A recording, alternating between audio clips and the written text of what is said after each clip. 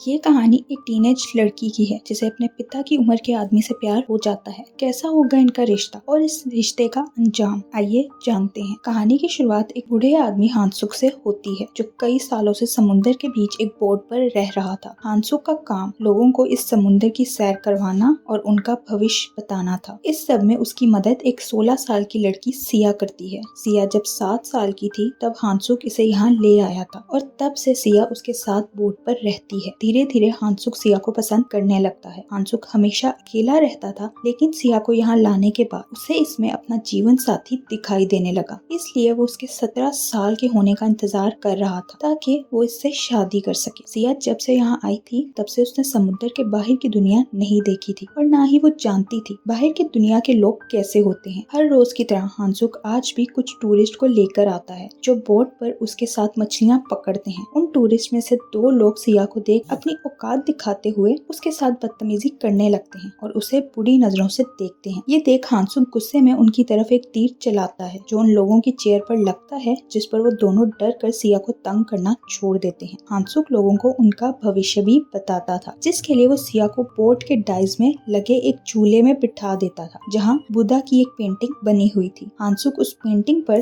3 तीर चलाता था जो लेकर सिया हांसुक के पास जाती है और उसके कान में कुछ बताती है। उसकी बात सुनकर हांसुक आगे लोगों को भविष्य बताता था। इन शॉर्ट ये दोनों टीम की तरह काम करते थे। कुछ दिनों बाद सिया 17 साल की हो जाएगी, जिसका इंतजार हांसुक कई साल से कर रहा था। वो हर रोज कैलेंडर पर डेट देखता था और अब वो बेसब्री से अगले महीने का इंतजार कर रहा था जब वो सिया से शादी कर लेगा। हांसुक ने शादी के सारे इंतजाम पहले से ही कर लिए थे, जिनमें शादी का ड्रेस खरीदना, शादी की शॉपिंग और बाकी तैयारियां भी थी। कुछ दिनों बाद फिर से बोट पर 2 टूरिस्ट आते हैं जिनके पास कैमरा था। कैमरा देखकर सिया सोचती है ये क्या चीज है, क्योंकि उसने आज से पहले कभी कैमरा नहीं देखा था। वो लोग सिया को अपने पास बुलाते हैं और उसके साथ फोटोज बनाने लगते हैं। बीच में उनकी नीयत खराब हो जाती है जो हांसुक भी देख लेता है। वो इन लोगों की तरफ तीर फेंकता है जिस पर वो दोनों टूरिस्ट सिया से दूर हो जाते हैं, लेकिन वो इतनी आसानी से पीछे हटने वाले नहीं थे। वो दोनों हांसुक को रस्सी से बांध देते हैं क्योंकि वो सिया का फायदा उठाना चाहते थे, लेकिन सिया उन्हें ये करता देख लेती है, इसलिए उनके हाथ नहीं आती। सिया ने अपना सारा बचपन यहीं बिताया था, इसलिए वो बोट की हर जगह के बारे में जानती थी। उनसे बचकर बोट के टॉप पर जाती है और वहाँ से तीर चलाकर उन दोनों को जख्मी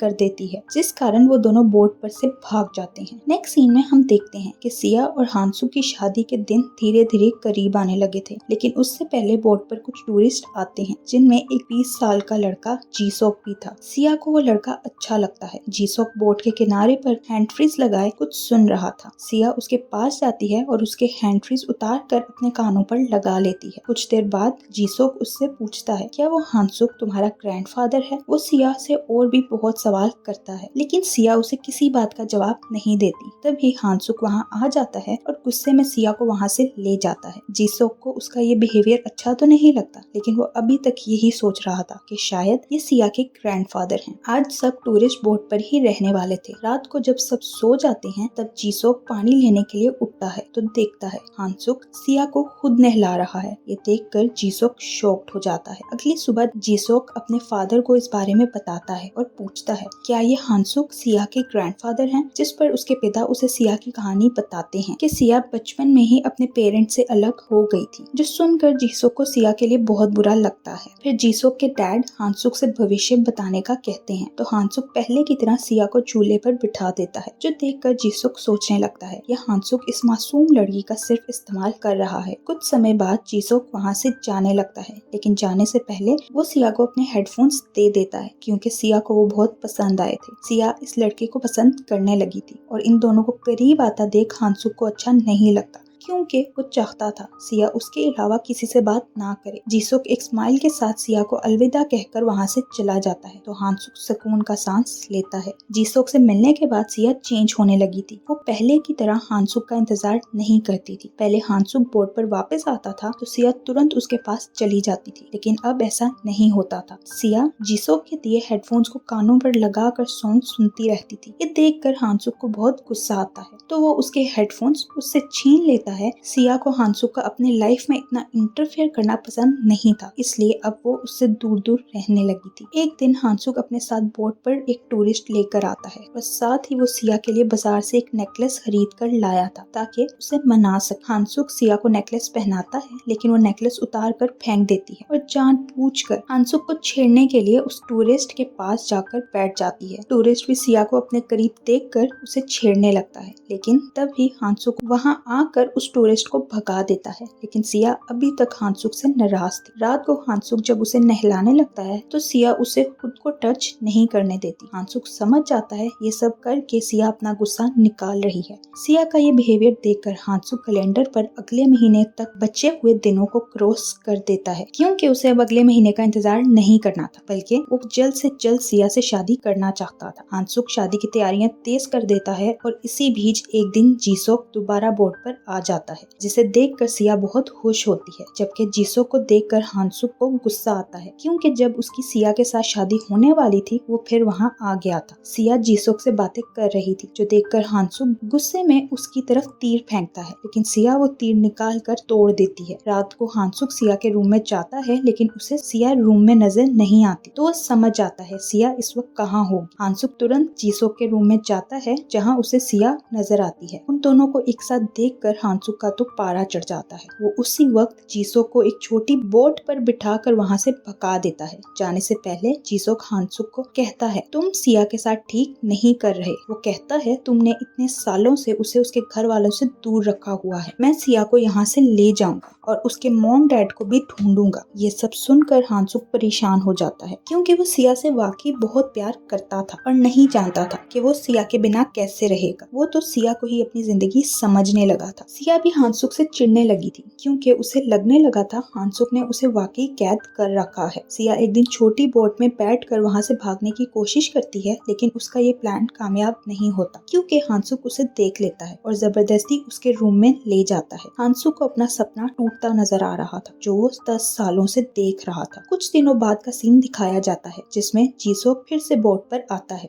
और सिया को एक पोस्टर दिखाता है, जिस पर सिया के गुम होने के बारे में लिखा गया था। वो कहता है, तुम्हारे मॉम डैड तुम्हें ढूंढ रहे हैं। हांसुक को ये देखकर गुस्सा आता है और वो उस पोस्टर को फाड़ देता है। वो जीसोक को वहाँ से जाने का कहता है, लेकिन जीसोक उसकी बात सुनने की बजाय सिया को समझाता है कि तुम्हारे मॉम डैड तुम्हें 10 सालों से ढूंढ रहे हैं, इसलिए तुम्हें उनके पास वापस जाना चाहिए। वो उसे कहता है, मैं जानता हूँ तुम्हें ये जगह बहुत पसंद है, लेकिन इसके अलावा भी एक दुनिया है, इसलिए तुम हमेशा यहाँ नहीं रह सकती। ये सुनकर सिया कुछ सोचने लगती है। तभी हांसुक जीसोक की तरफ तीर फेंकता है, लेकिन उसे बचाने के लिए सिया उसके आगे आ जाती है। इससे हम अंदाजा लगा सकते हैं कि सिया का फैसला क्या है। वो अब हांसुक की कैद से आजाद होना चाहती है। उस रात समुद्र में तूफान आता है, जिससे हांसुक को भविष्य के बारे में पता चलता है कि अब कुछ बहुत बुरा होने वाला है। उस रात हांसुक सिया को अपने पास ही लेटा लेता है, लेकिन वो बार बार जाने की जिद करती है। हांसुक जब उसे जाने की परमिशन नहीं देता तो सिया पहली बार उस पर हाथ उठाती है, जिस पर हांसुक शॉक्ड हो जाता है। अगले दिन बोट की मोटर ठीक करते हुए हांसुक के सर पर चोट लग जाती है। ये देखकर सिया का दिल पिघल जाता है, इसलिए वो हांसुक के पास जाकर उसका जख्म साफ करने लगती है। सिया को अपने करीब देखकर हांसुक उसे 3-4 थप्पड़ मारकर अपना गुस्सा उतारता है और उसी वक्त वहाँ जीसोक आ जाता है। वो हांसुक से कहता है, तुमने इस लड़की को यहाँ सिर्फ अपने फायदे के लिए रखा है, क्योंकि तुम्हें सिया का शरीर चाहिए। वो हांसुक से कहता है, मैं सिया का भविष्य जानना चाहता हूँ, मुझे बताओ क्या ये तुमसे शादी करेगी या मेरे साथ चली जाएगी। हांसुक सिया को झूले पर बिठा कर तीर चलाने लगता है, लेकिन उसके हाथ कांपने लगते हैं। ये देखकर जीसोक झूला खींच देता है, जिस कारण सिया पानी में गिर जाती है। जीसोक पानी में कूदकर सिया की जान बचाता है और उसे ऊपर ले आता है। ऊपर आकर सिया हांसुक के कान में कुछ कहती है, फिर सिया यही बात जीसोक के कान में कह देती है। उसकी बात सुनकर जीसोक कहता है, सिया को जाने दो, क्योंकि इसको भी अपनी जिंदगी जीने का पूरा